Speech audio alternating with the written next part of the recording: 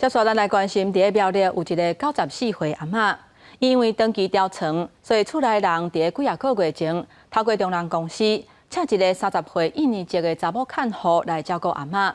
不过，从10月份开始，就发现阿嬷的婚书顶有袂少空喙，落尾手带去病院验伤了后，这个看护才承认有动手。即马家属要告这个看护伤害，也若官府接到通报，嘛已经介入调查。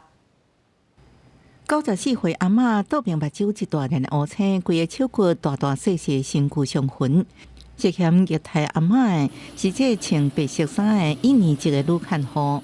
阿嬷的查某孙控诉，亲人几个月之前为中介公司请一个30岁印尼籍的女看护照顾94岁阿嬷。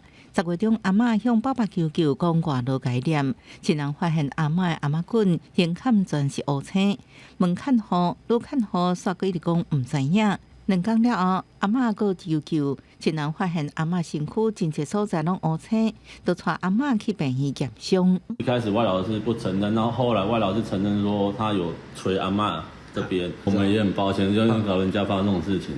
业者讲，女看护进前表现正常，公司接到警方通知，才知影女看护虐待阿嬷，对家属感觉真失礼。该名看护坦承因心情烦躁，才会对老妇动手、报复等行为。全案依伤害罪函请台湾苗栗地方检察署侦办。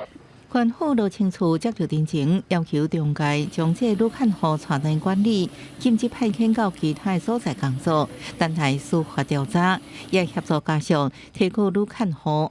记者综合报道。